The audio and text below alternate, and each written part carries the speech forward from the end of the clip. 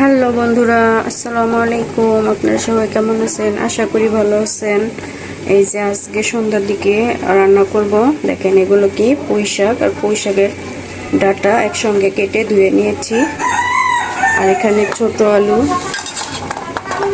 এই যে সুন্দর মতো কেটে নিয়েছি। আর এখানে ছোট চিংড়ি ধুয়ে পরিষ্কার করে নিয়েছি। আর এখানে পেঁয়াজ কুচি, মরিচ আর রসুন কুচি একসঙ্গে রেখেছি। এখন রান্নাটা বসিয়ে দিব। আমি এখানে যে তাওয়া বসিয়ে দিয়েছি, তাওয়া গরম হয়ে গেছে। এখন আমি চিংড়ি মাছগুলো ভেজে নিব, লবণ হলুদ দিয়ে মেখে নিই। আমি এখানে লবণ হলুদ মরিচের গুঁড়ি দিয়ে নিয়েছি ছোটো চিংড়ি মাছটা। এখন আমি ভেজে নিব ভালোভাবে মেখে। আজকে ছোট আলু দিয়ে ছোট চিংড়ি দিয়ে পুঁইশাকের তরকারিটা রান্না করবো। দেখতে থাকবেন আমি কীভাবে রান্নাটা করি।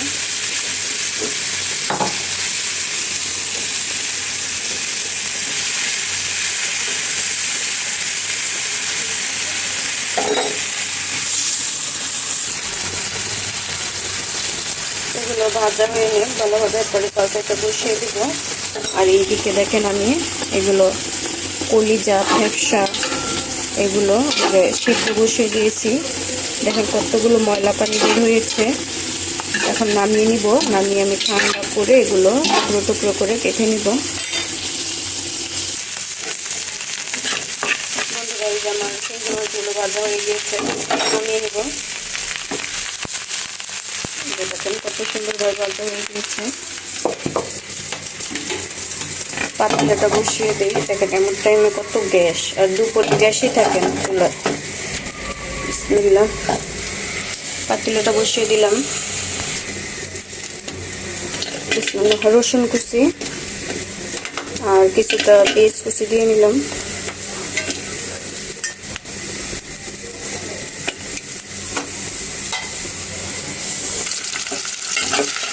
তেল দিয়ে নিলাম।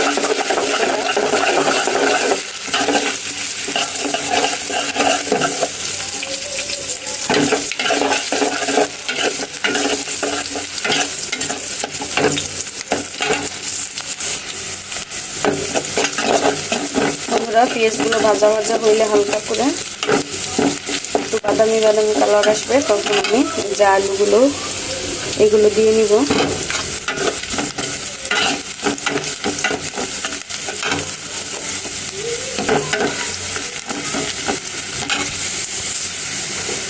এখন আমি যে আলুগুলো দিয়ে নিলাম।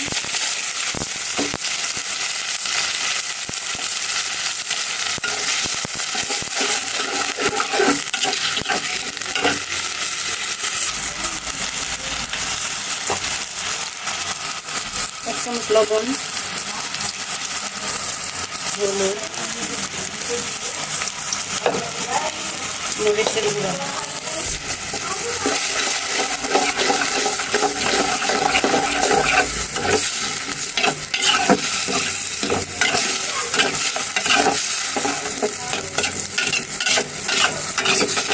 আলুটা সিদ্ধ হবে, একটু ঢেকে দেব। আলুটা সিদ্ধ হবে, একটু ঢেকে দিই।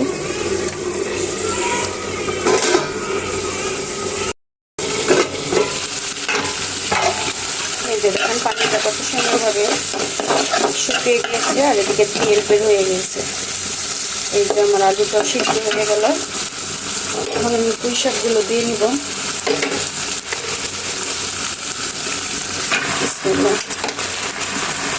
পুঁই শাকের ডাঁটা আর পুঁই শাকের পাতা একসঙ্গে দিয়ে নিব।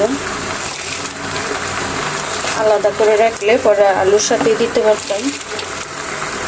একসঙ্গে রেখে দিয়েছিলাম ধুয়ে।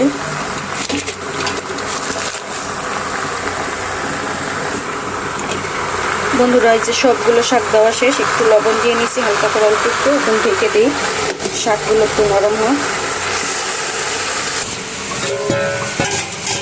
বন্ধুরা, এই যে কলিজাগুলো তো সুন্দরভাবে সিদ্ধ করে নিয়েছি। এখন ধুয়ে এগুলো এখন টুকরা টুকরা করা লাগবে।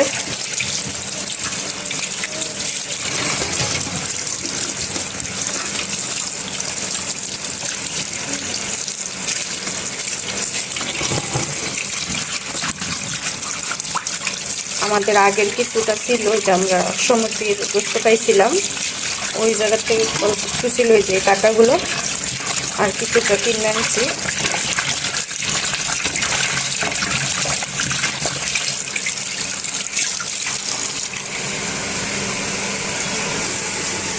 ধোয়া শেষ, এগুলো এখন টুকরা টুকরা করতে দিব। এই যে সাদা অংশ এগুলো উঠান লাগবে।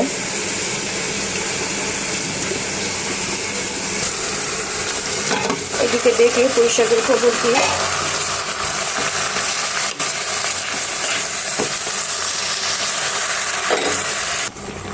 বন্ধুরা যে উল্টায় দিচ্ছি, দেখুন কতগুলো শাক কতটুকু হয়ে গিয়েছে। আর একটু ঢেকে দিই।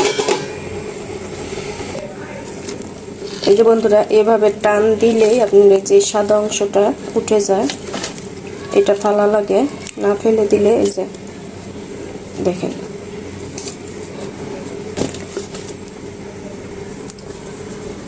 এই যে বন্ধুরা দেখেন ফালাইছি। এই যে বন্ধুরা, এই যে কলিজাটার চামড়াও ফালাইছি, সবগুলোর আমার চামড়া ফালানো শেষ। এই যে দেখেন কতগুলো চামড়া বের হয়েছে। এখন আমি এগুলো টুকরো টুকরো করে নিব। বন্ধুরা আজান দিতেছে, এই যে এখন আমি কলিজাগুলো কেটে নেব। বন্ধুরা এই যে এভাবে সবগুলো কলিজা ব্যবসার, এই যে দেখেন এটা করকরা হাড্ডিগুলো, এগুলো খেতে বন্ধুরা অনেক মজা লাগে। আর দুইটা আছে ব্যবসার কলিজা, এখন এগুলো কেটে নিব। এগুলো সমান করে কাটবো। বন্ধুরা এই যে সবগুলো কলিজা কেটে নিচ্ছি, এখন ভালোভাবে দিয়ে নেব।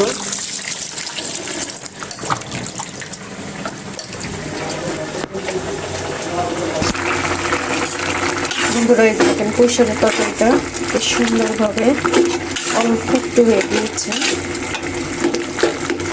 নামিয়ে নিব। আমি এখন এই যে চিংড়ি মাছটা ভেজে রেখেছি, এই যে ভাজা চিংড়ি মাছটা দিয়ে নিব। দেখেন সবুজের মাঝে লাল, কত সুন্দর লাগতেছে। এই তরকারিটা বন্ধুরা অনেক মজার। বন্ধুরা এই যে দেখেন তরকারিটা কেমন হয়েছে বলবেন, রান্নাটা। আর আপনারা এভাবে রাঁধবেন নাকি এটাও বললেন। চিংড়ি মাছ দিয়ে ছোট আলু দিয়ে পুঁইশাকের তরকারি আমার রান্না করা শেষ। আমি নামিয়ে নেব তরকারিটা। নামানোর আগে এই যে কয়েকটা কাঁচামরিচ দিয়ে নিচ্ছি। আগে তো গুঁড়া মরিচ দিচ্ছিলাম,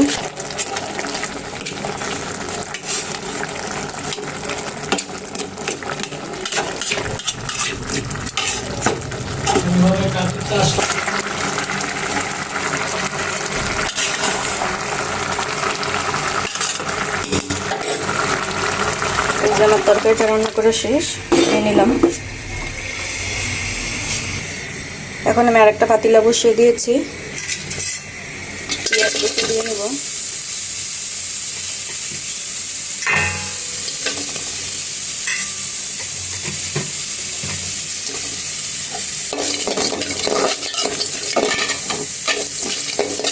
তেল দিয়ে নিলাম, তেলটা দিয়ে নিই। এখন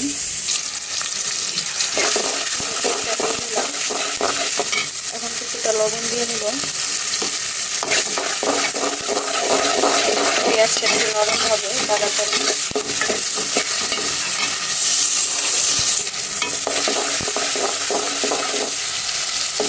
কিছুটা তেজপাতা, দুটো শুকনো মরিচ দিয়ে নিলাম।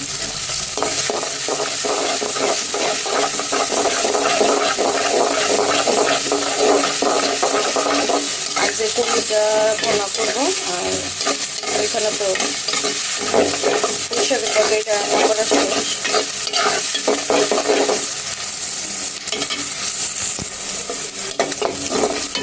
বন্ধুরা এই যে দেখুন পেঁয়াজটা ভাজা ভাজা হয়ে গেছে, বেশি ভাজবো না। এখন এই যে আদা আর রসুন বাটা একসঙ্গে দিয়ে নিলাম। পেঁয়াজের সঙ্গে আদা রসুন বাটা একসঙ্গে ভালোভাবে মিশিয়ে নেই। আদা রসুনের কাঁচা গন্ধটা চলে যাবে।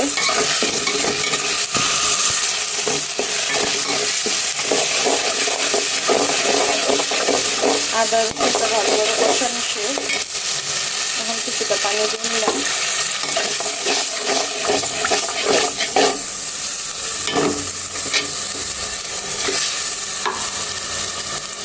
বন্ধুরা, এই যে এখানে আমি হলুদের গুঁড়া, মরিচের গুঁড়া, লবণ অল্প একটু দিছি, তারপর ধনিয়ার গুঁড়া, জিরার গুঁড়া, ঠেঙার গুঁড়া, গরুর মশলা সব একসঙ্গে দিছি।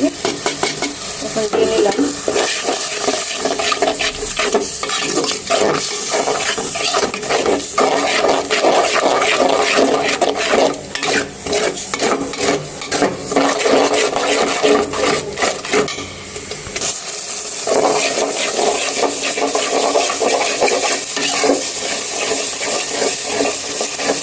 বন্ধুরা, মশলাটা যত ভালোভাবে কষা হবে তরকারিটা তত বেশি মজা হবে। আমার মশলাটা ভালোভাবে কষানো শেষ, অনেকক্ষণ ধরে কষাচ্ছি। এখন আমি কলিজাগুলো দিয়ে দেবো, কলিজার ঝাপসা।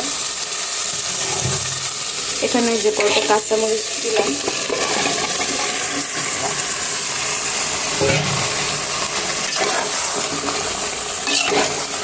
ভালোভাবে মশলার সঙ্গে মিশিয়ে নেব। বন্ধুরা, এই যে একটু পানি দিয়ে নিছি, কলিজাগুলো কষাবো। এটা দিই। বন্ধুরা, কষানো শেষ হয়ে গিয়েছিল, পরে আমি আবার চুল দিয়ে নিচ্ছি কলিজার মধ্যে। চুলটা শুকনা শুকনা করবো। আর এইদিকে আমি ভাতটাও বসিয়ে দিয়েছি, দেখুন ভাতটা সুন্দরভাবে বলক উঠে গেছে।